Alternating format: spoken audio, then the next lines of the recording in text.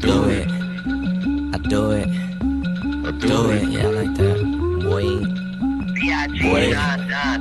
Man, f your time. I waited my whole life to be the man of the hour. I really can't lie, I was the man when I started. I'll be the man when I die. Man, these take your money, and I take their virginity.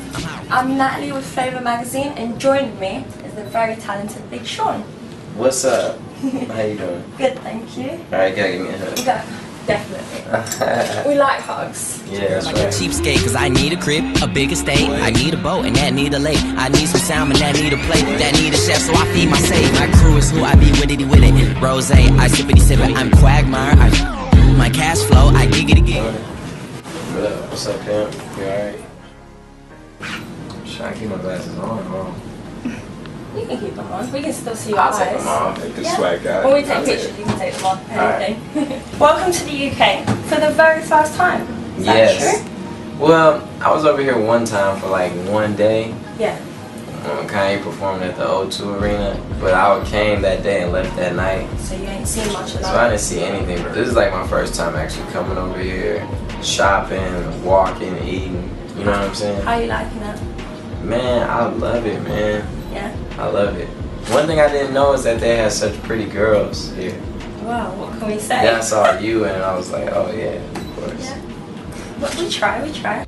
So your first meeting with Kanye West was outside a radio interview. Yeah. How did that work? You heard he was going to be there and you literally just decided to go down? Well, yeah, no, that's a long story. Like when I was 16, my grandma gave me my first car. I was doing a radio show every Friday. I didn't work for the station, but they did this show where rappers would come together and battle each other, and whoever would win the battles would get to rap a verse on air, like one verse every Friday night. And I did that because I was selling my CDs in high school, and I was selling my CDs making like $200 a week, so it was perfect promotion for me. And $200 then was like $1 million. My homie called me while I was at the bank cashing my check and was like, yo, you listening to the radio? I'm like, no, what's up? He like, man, Kanye down at the station. Yo, man, if you go down there and rap for him, he'll sign you, bro. I'm like, man, you sound dumb as hell. And then I thought about it for like 12 seconds and was like, yeah, that's a great idea. I went down to the station immediately. I had my CD I was selling around high school already. And since I've been doing that show there every week, they let me right in. And this was a Saturday morning, and the show I did was every Friday night. So I lied and said I left my phone in the back in offices. Like, yo, I need to go get my phone. I left it here last night.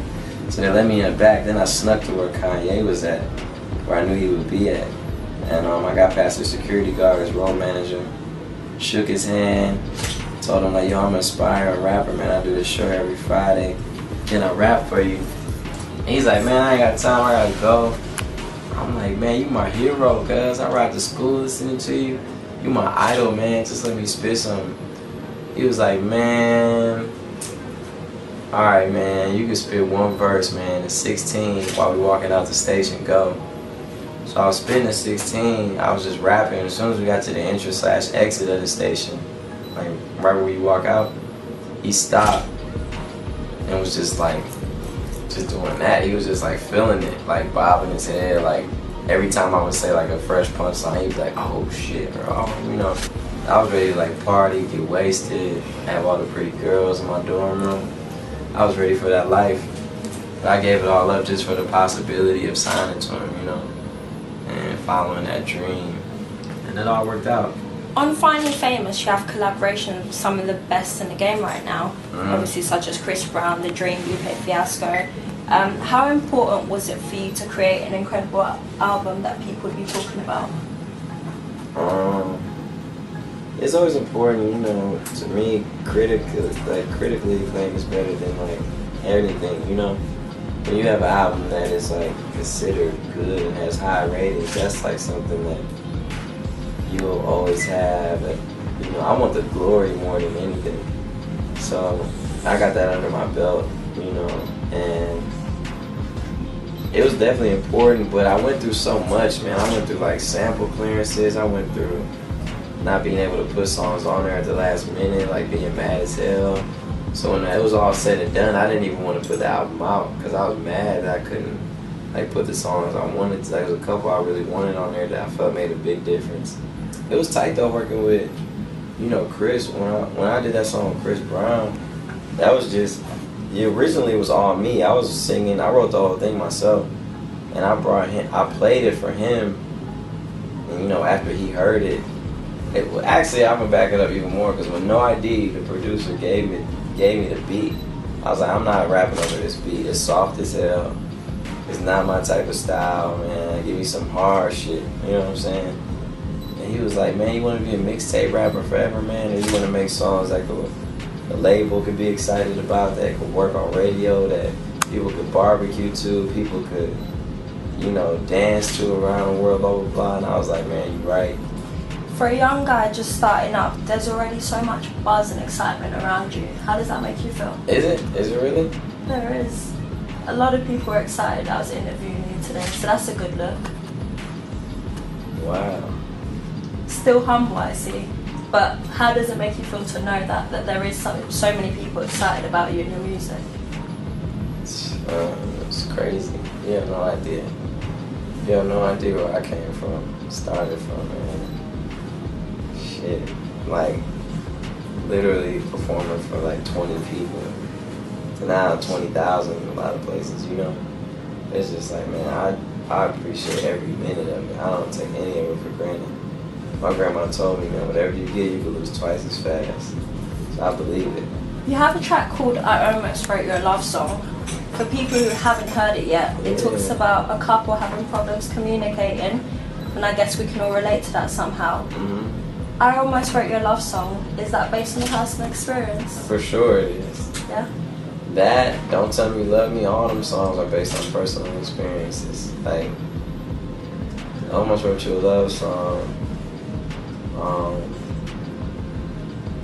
It's not directly like about her writing a love song. That's more the conceptual part.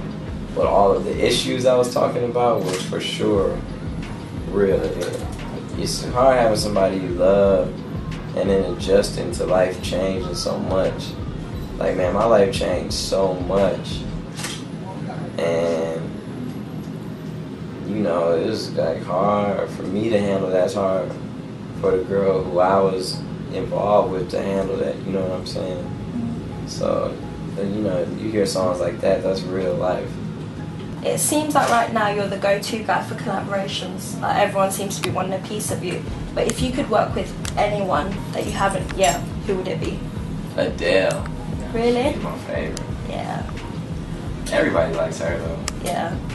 But she's really good. But that might surprise people coming from you, so that's good. She I appreciate her like being so soulful and real, not compromising her sound, and you know, not having like an electro type or house type of beat. Who inspires you? Everything inspires me. Like being broke, getting money, losing money, a bum on the corner inspires me. Other music inspires me. My friends inspire me.